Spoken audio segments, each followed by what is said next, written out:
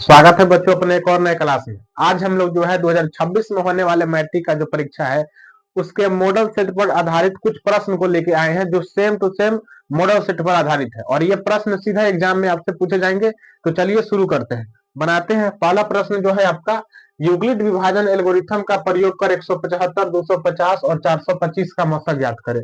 आपको भी पता होगा कि पहले का जो प्रश्न हुआ करता था उसमें दो संख्याओं का मौसा पूछता था, अब तीन संख्याओं का पूछता है। तो चलिए बनाते हैं, बहुत आसान तरीका से इसको समझने का प्रयास करते हैं। एक एक प्रश्न को कॉपी में नोट करना है और उसको बनाना है। देखिए, यूक्लिड विभाजन एल्गोरिथम का प्रयोग करके मौसा कैसे निकाला जाता है। एक व्यक्ति थे जिनका नाम था यूक्लिड, उन्होंने यूक्लिड विभाजन प्रमेय को दिया था। क्या था वो? भाज्य बराबर भाजक गुने भागफल प्लस शेषफल। हम लोग हिंदी में शुरू में जानते हैं और इंग्लिश में कहते हैं उसी को ए बराबर बी क्यू प्लस आर। किसका किसका निकालना है? 175, 250 और 425। लिख लीजिएगा, यूक्लिड विभाजन, यूक्लिड विभाजन एल्गोरिथम का प्रयोग कर, यूक्लिड विभाजन एल्गोरिथम का प्रयोग कर, एल्गोरिथम का प्रयोग से, ऐसा लिख सकते हैं, प्रयोग से। देखिए, जब भी बनाएंगे ना तो इसको आसान करने के लिए हम क्या करेंगे, इसका अलग एक भाग विधि से मौसा निकाल लेंगे जो हमें ये बनाने में ज्यादा मदद करेगा, ज्यादा आसान होगा। कितना का? 175 और पहले 250, इसका मौसा निकाल लीजिए भाग विधि से। 175 एकम 175, घटाइएगा इसको, 5 हो जाएगा, 14 में से 7 घटेगा 7 और ये कट जाएगा। फिर है 175 और इसको लिखिएगा 2 मरतबे 150 होगा, बना लेना है ताकि हमें निकालना जो है आसान हो जाए। उसके बाद फिर 75, 25 तिहाई 75, मतलब दो संख्याओं का मौसा कितना निकल के आ गया? 25। यानी कि मौसा कितना आया? 25 इधर वाला होता है। अब 25 का और 425 का इसका भी निकाल लीजिए, 25 और 425 इसका भी मौसा निकाल लीजिए। डायरेक्ट काटने का प्रयास कीजिए। 25 25 25 8 200 8 8 1600, मतलब कि 16 17 मरतबे लगाते हैं, हो जाएगा 17 25 85 के 5 हासिल 8, 17 दूनी 34 और 34 और 8 हो जाएगा 42। यानी ये पूरा पूरा कट गया। अब हम बनाते हैं इसको। यूक्लिड विभाजन एल्गोरिथम का प्रयोग से क्या होता है? एल्गोरिथम का जो सूत्र होता है तो वो होता है ए बराबर बी क्यू प्लस आर, ये सूत्र होता है इसका। अब देखिए, आप समझिए, ये होता है किसका मान? ए का मान, ये बी का मान, इसको कहते हैं क्यू का मान और इसको आर का मान। अरे उसी को भाज्य बराबर भाजक गुने भागफल और प्लस में शेषफल, वही होता है। चलिए लिखते हैं, बताइए ए का मान कितना है? पहले ए का मान 250, जिससे शुरू किए हैं 250, बराबर बी का मान कितना है? बी का मान है 175, गुने क्यू का मान बताइए, क्यू का मान, क्यू का मान है एक मरतबे लगा है एक, और प्लस शेषफल यानी आर रिमाइंडर कितना आया? 75। क्या शेषफल का मान 0 आया? नहीं आया, नहीं आया। इसका मतलब लिखेंगे आर का मान बराबर नहीं है 0 के। जब तक 0 के बराबर नहीं होगा तब तक ले नहीं छोड़ना है। अब देखिए, लिखेंगे पुनः, पुनः लिखिए। अब उसके बाद फिर वही सूत्र, ए बराबर बी क्यू प्लस आर। अब बताइए ए का मान क्या है? दूसरा स्टेप में अब आ गए, ए का मान 175, 175 बराबर, सॉरी बराबर, हाँ, बी का मान कितना है? 75, और गुने क्यू का मान कितना है? तो क्यू का मान है आपका 2, और प्लस में शेषफल कितना आ गया? शेषफल आपका 25 आ गया। अभी भी क्या शेषफल का मान 0 आया? नहीं, तो लिखेंगे R is equal to not 0। लिखेंगे फिर पुनः, पुनः लिखिए, अच्छा से लिखना है, हमें ये 2 नंबर का प्रश्न में पूछा जाता है। B Q plus R, same यही प्रश्न आएंगे, हो सकता है सिर्फ अंक चेंज हो, पर आएंगे सेम टू सेम इसी प्रकार का प्रश्न। और हमको लगता है सेम ऐसा ही प्रश्न आने वाला है एग्जाम बोर्ड में। ए का मान कितना है? अब देखिए, ए का मान यह 75 है, लास्ट में आ गया। बी का मान कितना है? 25। क्यू का मान कितना है? क्यू का मान है 3, 3 लिखिए। आप प्लस में शेषफल क्या बचा? कुछ बचा नहीं, 0। अब लिखेंगे क्या? आर इज इक्वल टू 0, ये आ गया। अब इसके बाद ये तो निकाल लिया किसका मौसा? ई 175 250 का। अब ई दोनों से, मतलब ई दोनों का जो मौसा निकल के आया वो 25, और 25 का और 425 का क्या निकालना है? मौसा। तो यहाँ निकाले हैं, लिखिएगा यहाँ फिर पुनः, नीचे दिख रहा होता तो अच्छा बात है। लिखेंगे पुनः, पुनः लिखेंगे क्या? लिख सकते हैं यहाँ पर 25 और 425 का मौसा, मौसा। अब देखिए, निकालेंगे इसको तो क्या लिखिएगा? यहाँ लिखिएगा फिर वही सूत्र होता है कि ए बराबर बी क्यू प्लस में आर, यही ना होता है सूत्र जी। यही होता है। ए का मान कितना है 425 बराबर बी का मान कितना है 25, क्यू का मान है 17 और प्लस में शेषफल कितना 0, मतलब यहाँ आर का मान डायरेक्ट 0 आ गया। अब बताइए मौसा कौन होता है, तब मौसा हमेशा ये वाला पक्ष होता है। अगर इस तरह बना रहे, अगर आपको मौसा समझ में नहीं आ रहा है तो लास्ट वाला स्टेप जहां आर का मान 0 आया है उसमें अंतिम से 3 नंबर गिनना है, 1 2 3, 3 नंबर पर कितना है 25, यही हमारा मौसा हो जाएगा। यानी कि लिखेंगे HCF कितना कितना का 175 कौमा 250 कौमा 425 कितना आ गया, तो 25 आ गया इसका HCF। सेम प्रश्न आएंगे, अंक भी शायद चेंज नहीं। तो आप इसको देखिए कितना अच्छा आसान से बनाया गया, बताया गया। चलते हैं अगले प्रश्न पर। यह अपना आगे का प्रश्न, प्रश्न सिद्ध करे कि √2 + √3 एक अपरिमेय संख्या है। अपरिमेय संख्या है, सेम प्रश्न मॉडल सेट में भी आया है, सिर्फ अंक चेंज है। और ये प्रश्न जो है काफी खोजने के बाद मिला है ऐसा प्रश्न, तो आप जो है इसे ध्यान से देखिए, हूबहू ही प्रश्न आने वाला है, कुछ चेंज होने वाला है नहीं। देखिए यहाँ पर ये जो है कह रहा है कि सिद्ध करने के लिए कि √2 और √3 एक अपरिमेय संख्या, तो मान लेंगे उल्टा लिख लेते हैं कि माना कि वो अपरिमेय कह रहा है, हम कहेंगे नहीं परिमेय है। माना कि √2 + √3 एक अपरिमेय संख्या, एक परिमेय संख्या है। हमें हमेशा विरोधाभास उत्पन्न करना है, एक परिमेय संख्या है, परिमेय संख्या है। अब तो परिमेय संख्या तो मान तो लिए, तो परिमेय संख्या का क्या गुण होता है कि P/Q के रूप का होना चाहिए, जहां पर P का मान कि Q का मान, ये आपको कमेंट बॉक्स में बताना है कि P का मान 0 के बराबर नहीं होना चाहिए कि Q का मान 0 के बराबर नहीं होना चाहिए। इस बात को एकदम कमेंट बॉक्स में लिख के बताना है। जैसे हम लोग लिखते हैं ना P/Q, जहां किसका मान, ध्यान से एकदम कमेंट बॉक्स में बताना ही बताना है। चलिए यहाँ पे हम लिख देंगे, माना कि √2 + √3 एक परिमेय संख्या है। जब परिमेय संख्या है कौन, √2 प्लस में √3 कौन संख्या है, परिमेय संख्या आती, तो P/Q के रूप का होगा, P/Q के रूप का होगा। Q के रूप का होगा तो जहां लिखते हैं, जहां P और Q पूर्णांक है, क्या है, पूर्णांक है। पूर्णांक है मतलब कि पूरा पूरा अंक है, पूरा पूरा क्या है, अंक है। ये लिख लेना है कि जहां P और Q क्या है, पूरा पूरा अंक है, पूर्णांक है। अब देखिए बनाते हैं इसको, जब ये पूर्णांक है तो क्या करना है कि ना, ध्यान रखिए कि एक कोनों के कोने भेज दीजिए बराबर को उधर, एक कोनों को उधर भेज दीजिए। तो यहाँ पर हम √2 को रहने देते हैं और यहाँ हो जाएगा P/Q, ये जो है √3 प्लस में नहीं आएगा तो माइनस में हो जाएगा √3। ठीक है, अब बताइए दोनों तरफ क्या कीजिएगा। अब हम लोग शुरू में पढ़ते हैं कि परिमेय बनाना है ना, तो परिमेय बनाना है तो रूट पर के संख्या को मतलब जिस संख्या के ऊपर रूट है उसको हटा देना है। तो इस संख्या के ऊपर रूट हटाना है तो क्या करेंगे, वर्ग करेंगे। देखेंगे क्या, दोनों तरफ वर्ग करने पर, दोनों तरफ वर्ग करने पर, वर्ग करने पर, वर्ग करने पर जब दोनों तरफ वर्ग कीजिएगा तब बताइए क्या होगा, √2 का होल स्क्वायर अब बराबर में P/Q माइनस √3 का होल स्क्वायर, यही ना होगा।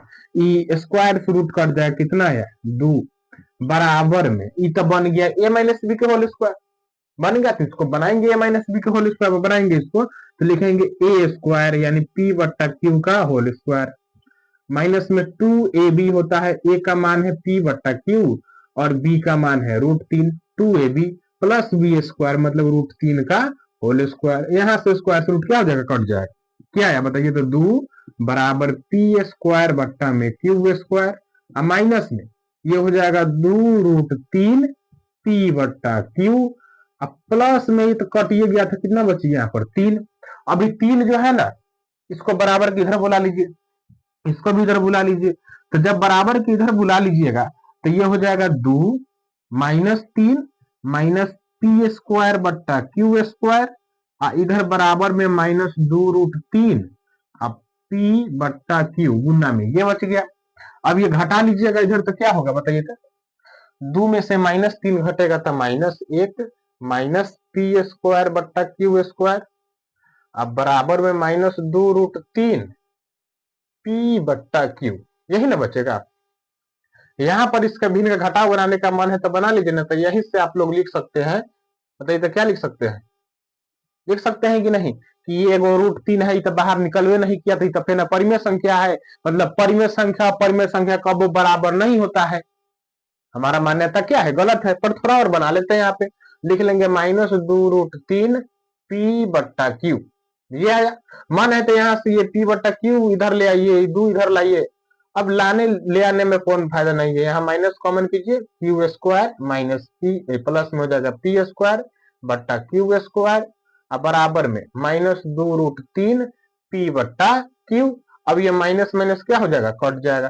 क्या बच्चा बताइए, तो इसको सीधा करके लिख लीजिएगा p² प्लस q², अब बट्टा में q², अब बराबर में 2√3 p/q। यहाँ लिख दीजिए कि परिमेय संख्या इज इक्वल टू नोट अपरिमेय संख्या, समझे, अपरिमेय संख्या। और उसका बाद लिख दीजिए, अगर उधर नहीं दिखाई दे रहा है तो हम यहाँ पर लिख देते हैं। अब लिखिएगा अतः हमारी मान्यता क्या है, हमारी मान्यता गलत है √2 प्लस √3 एक अपरिमेय संख्या है, अपरिमेय संख्या है। बस हो गया। कुछ है प्रश्न में, नहीं है, बना लेना है, एकदम आसान है। और ये प्रश्न खोज के लाया गया है, आगे वाला और इंपॉर्टेंट प्रश्न है, समझे, तो बने रहिए। अगले प्रश्न में चलते हैं।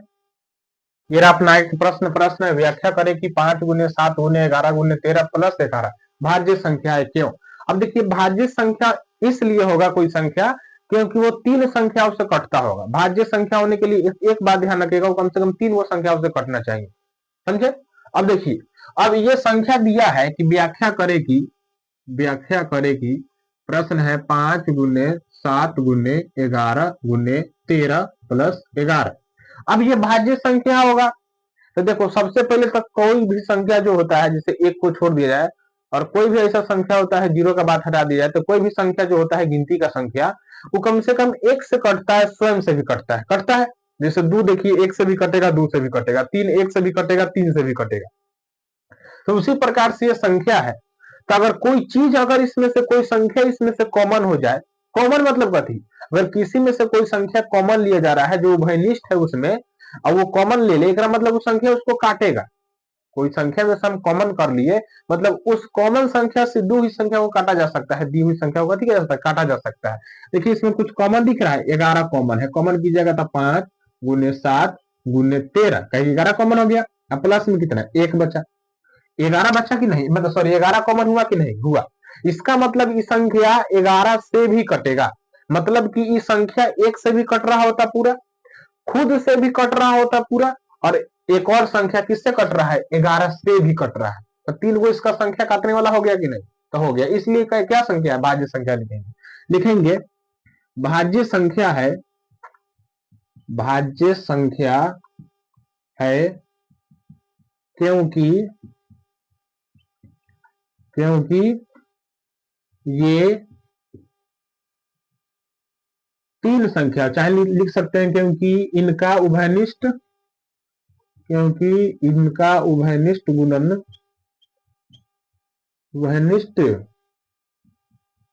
गुणनखंड 11 है। इसलिए क्या कि आगे का दबाव समझते करते हैं कि वो 1 से भी कटेगा और स्वयं से भी कटेगा, तो एक एक्स्ट्रा कौन, मतलब कि काटने वाला संख्या मिल गया 11, इसलिए कौन सी संख्या है, भाज्य संख्या है। चलते हैं अगले प्रश्न पर, बहुत आसान है।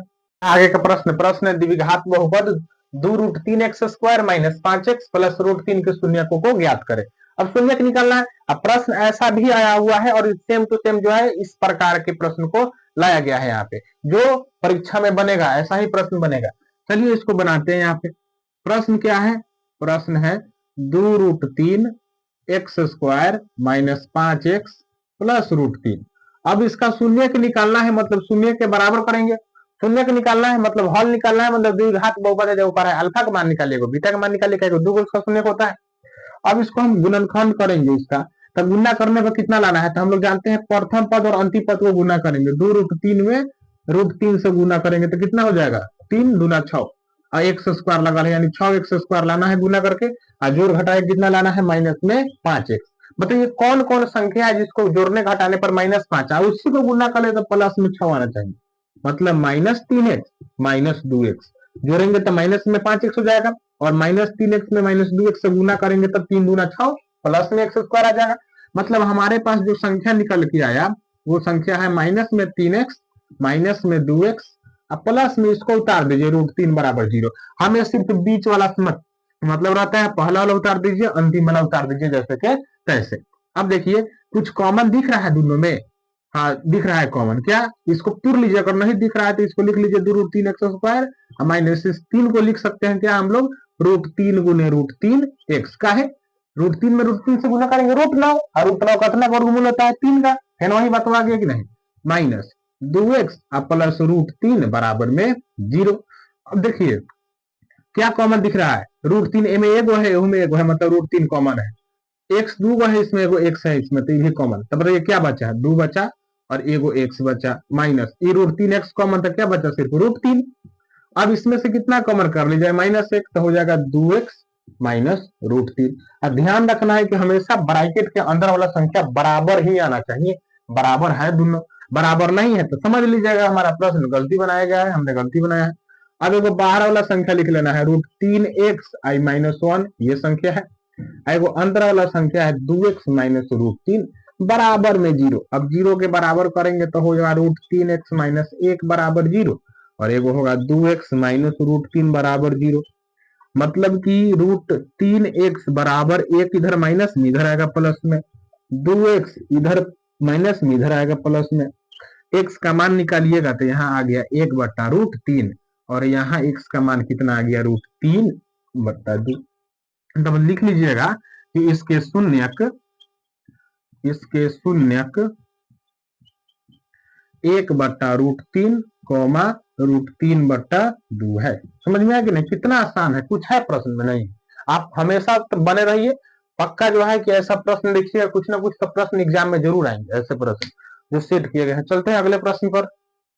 ये रहा अपना आगे का प्रश्न यदि बहुपद px के शून्य का अल्फा तथा बीटा इस प्रकार है कि अल्फा प्लस बीटा बराबर 0 तथा अल्फा इंटू बीटा बराबर -1 तो px निकाले। मतलब एक बहुपद है और उसके शून्यकों का योगफल दिया है और शून्यकों का गुणनफल दिया है, तो कह रहा है कि आप वही बहुपद निकालिए, समझे। तो यहाँ पर चलिए बनाते हैं, है बहुत आसान, और ऐसा प्रश्न मॉडल सेट पर आधारित प्रश्न है, एक एक प्रश्न चुन कर लाया गया है। देखिएगा यहाँ पर ये दिया गया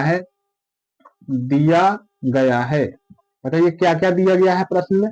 प्रश्न में दिया है कि अल्फा प्लस बीटा का जो मान है 0 है और अल्फा इंटू बीटा का मान -1 है।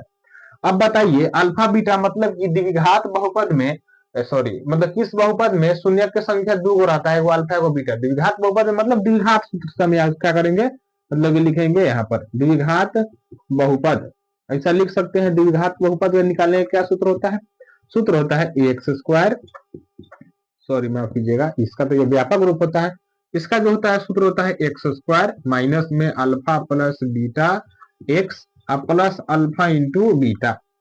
अब यहाँ x² minus alpha plus beta का मान है 0, देखिए है कि नहीं, अल्फा प्लस बीटा का मान 0 0 अब प्लस अल्फा इंटू बीटा का मान -1, तो लिख लीजिए इसको ब्रैकेट में x² ये 0x, कोनो फर्क पड़ेगा नहीं, मन है तो लिखिए 0x, अब प्लस माइनस -1 और कोई फायदा नहीं है। x² ये तो 0 हो जाएगा गुना करने पर, x² -1 क्या हो जाएगा, इसका बहुपद निकल के आ जाएगा, है बहुत आसान। चलते हैं अगले प्रश्न पर। मेरा आगे का प्रश्न है कि x/2 माइनस y/9 बराबर 6 और दूसरा है x/7 प्लस y/3 बराबर 5। इसको हल करते हैं। अब हल करते हैं, लिखते हैं, आप देखिएगा बनाते हैं, बहुत आसान है, ये भी कुछ भारी नहीं है। प्रश्न है x/2 माइनस y/9 बराबर 6। इसका यहाँ भिन्न का क्या बनाइए, घटाओ, लसा हो जाएगा 9 दूना 18, 2 9 18, 9 में x से गुना करेंगे 9x माइनस 9 दूना 18, 2 में y से गुना करेंगे 2y बराबर में 6। और आपको आता है यहाँ पर कैसे गुना करना, तो हो जाएगा 9x माइनस 2y बराबर 18×5 = 90, 18×6 = 108। ये हो गया आपका समीकरण 1। ध्यान रखिए क्या हो गया, समीकरण 1। पुनः अब दूसरा क्या है, दूसरा है x/7 प्लस y/3 बराबर में 5। इस यहाँ पर यह लसन लीजिएगा 7 × 21, 7 त्रिका 21 3 मरतबे यानी 3x अब प्लस 3 7 21 मतलब 7y बराबर में 5। यहाँ पर भी कैंचिया गुना कीजिएगा 3x प्लस 7y अब बराबर 5 दूनी 10 21 5 105 आ जाएगा।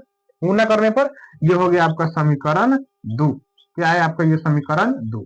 अब समीकरण 1 और 2 से क्या करेंगे, हल कर देंगे।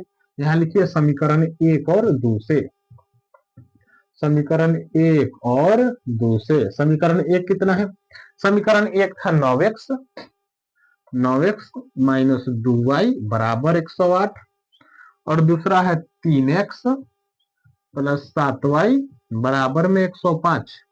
ये था आपका समीकरण 1, ये था आपका समीकरण 2। अब लुप्तीकरण विधि जानते हैं, गुना कर दीजिए, 3 से इसमें गुना कर देते हैं, इसमें 9 से गुना कर देते हैं, 9 तिया 27 x माइनस 3 गुना 6y बराबर ये हो जाएगा 108 में 3 से गुना करेंगे तो 324। इसको गुना कीजिए, 9 तिया 27x प्लस में 9 सत्ते 63y और बराबर हो जाएगा 945। 9 पचे 45, 945 ये ना होगा, 900 पचे 45। यहाँ पर घटाने पर मतलब माइनस माइनस माइनस लिखिए, क्या करने पर, घटाने पर। ऐसा बहुत पढ़े होंगे, लुप्तीकरण विधि प्रतिस्थापन विधि लुप्तीकरण विधि में ही जाकर पढ़े होंगे। इसको जोड़ दीजिए, दोनों माइनस में है तो माइनस में 69y अब बराबर माइनस में 5 में से 4 घटेगा 1, 4 में से 2 घटेगा 2 और 9 में से 3 घटेगा 6। काटिए, 9 चौक 36 45, 9 9 81, 9 मरतबे पूरा पूरा क्या हो जाएगा, ये कट जाएगा। 9 9 81 के 1 हासिल 8, 9 छक 54 8 62 मतलब कि y का मान आ गया 9। ये माइनस माइनस में क्या हो जाएगा, कट जाएगा। अब रख दीजिए समीकरण 1 में चाहे समीकरण 2 में, किसका, y का मान रखने पर, y का मान रखने पर। क्वेश्चन जो है ना एकदम इजी है। आज इस प्रश्न को एक एक प्रश्न को उतारना है। इसको समीकरण 1 क्या था, 9x माइनस 2y बराबर 108 और इसको कॉपी में रखना है। जब एग्जाम दे के आइए तब मिलाइए प्रश्न ऐसा आया है कि नहीं, एग्जाम में एकदम आया होगा प्रश्न। यहाँ लिखेंगे 9x माइनस 2 गुने 9 बराबर 108। यहाँ लिखेंगे 9x माइनस 18 बराबर 108। अब देखिए हो जाएगा, ये 18 इधर माइनस में बराबर किधर जाएगा था, प्लस में 108 और प्लस में 18। इसको जोड़िएगा, 9x बराबर 18 8 कितना हो जाएगा, 2 20 26 126। काटिएगा, 2 1 3 3 3 6 8 8 16 6 हासिल 1 1 1 2 1, ठीक है। 9 एकम 9 और बचा यहाँ पर 3, 9 चौका 36, 14 9 126 मतलब x का मान कितना आ गया, 14। मतलब लिख लीजिए कि x का मान आपका 14 आ गया, y का मान आपका 9 आ गया। यही आपका आंसर है। देखिए कुछ है, क्या करना है, भिन्न का जोड़ घटा बना के समीकरण बना लेना है, फिर उसको हल कर लेना है कोनो विधि से, बहुत आसान है। चलते हैं अगले प्रश्न पर।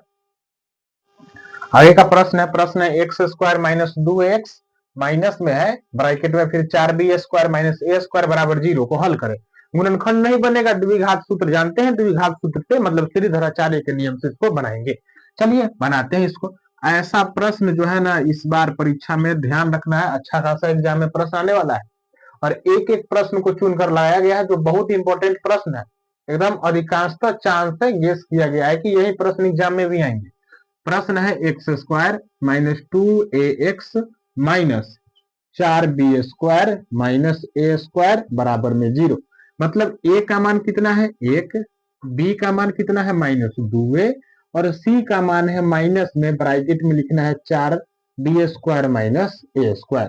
हम लोग यहाँ d निकाल लेते हैं पहले, विवेचक b² माइनस 4ac। b का मान बताइए कितना है, माइनस में 2a का होल स्क्वायर माइनस 4, a का मान 1, c का मान माइनस में है, ब्रैकेट में लिखना है 4b² माइनस a²। अब ये हो जाएगा, गुना कीजिएगा तो 4a² माइनस माइनस प्लस 4 में इससे गुना कीजिए, 4 एकम 4 और 4 में 4 से गुना कीजिए 16b²। यहाँ पर तक माइनस का चिन्ह ही प्लस हो गया था, क्या है, माइनस माइनस प्लस और प्लस माइनस माइनस। 4 में a से गुना करेंगे तो 4 मतलब a² में गुना करेंगे 4a², ये प्लस में माइनस में बेचारा कट जाएगा, बचा 16b²। यही बचा। चलते हैं इसमें, अब क्या निकालना है हमें, x का मान निकालना है। तो x बराबर जो श्रीधराचार्य का सूत्र होता है minus b plus minus root under d बट्टा में 2a माइनस b। b का मान कितना आया, सॉरी b का मान वहां दिया है ना माइनस में, वो भी है तो माइनस माइनस प्लस में 2 हो जाएगा, plus minus root under D का मान 16b²। अब बट्टा में 2 और a का मान कितना है 1, सॉल्व कीजिए इसको, 2a प्लस माइनस 16 का बदला 4 निकल जाएगा, 2 के बदला एगो भी निकल जाएगा, बट्टा में 2। यहाँ आप चाहेंगे ना तो क्या कर सकते हैं, 2 भी कॉमन कर सकते हैं, 2 कॉमन कीजिएगा तो a प्लस माइनस 2 कॉमन किए 2 निकल गया, 2 के पारा में 4, 2 मरतबे 2 और प्लस b।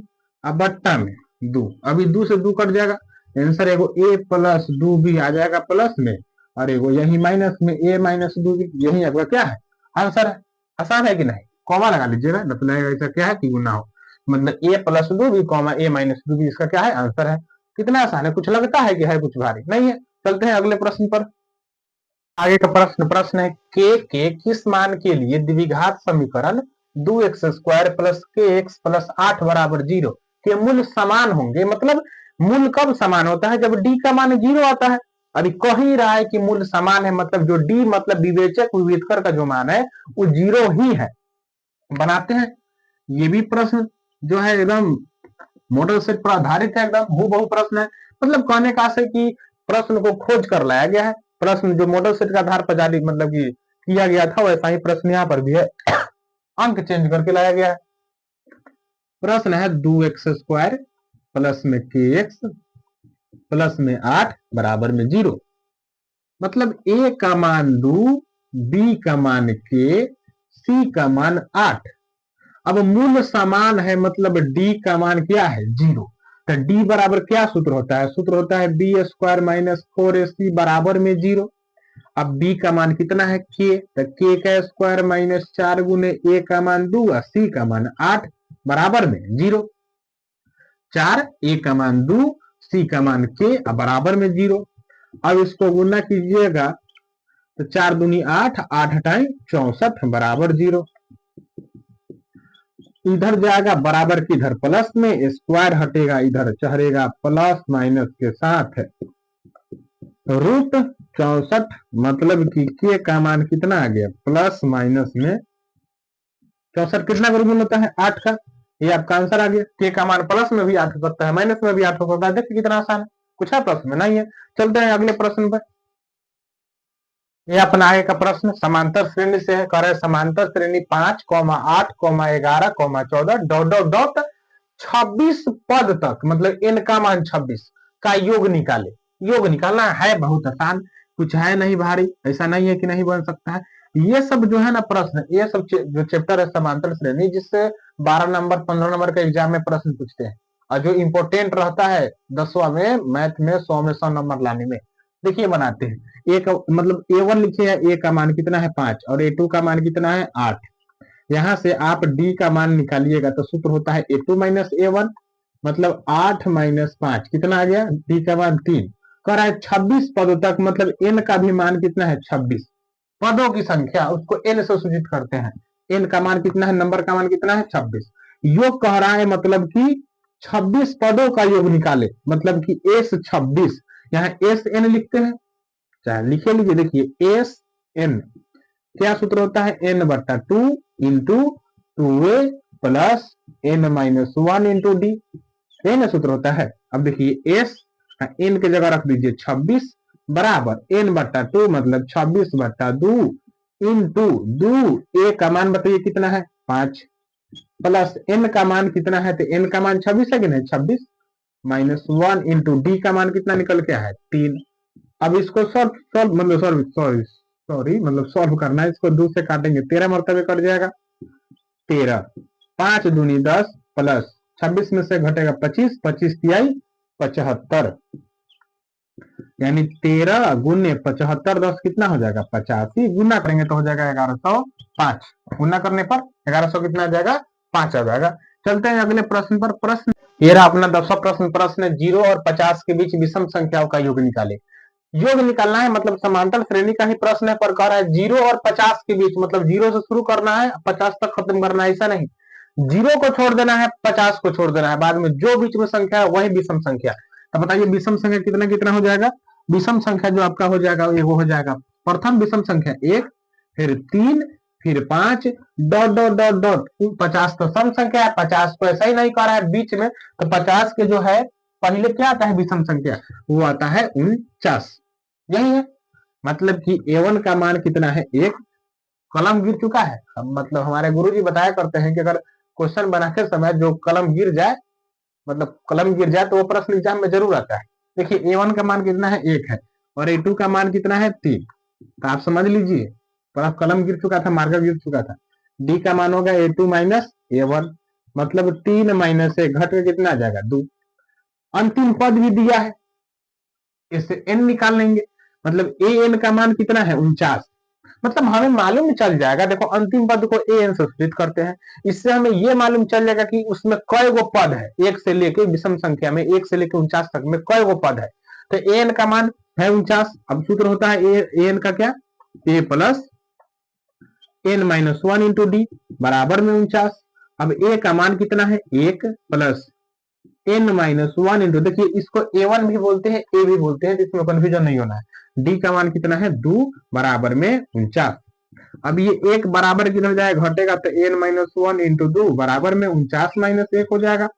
अब इसको घटाइएगा तो कितना आएगा बताइए तो 48। अब 2 से 48 कट जाएगा 24 मरतबे, यानी क्या बचा n माइनस 1 बराबर 24, आई माइनस में है इधर आएगा तो 24 और 1 कितना आ जाएगा 25। मतलब कि n मतलब पद के संख्या का वो है पूरा 25 गो है।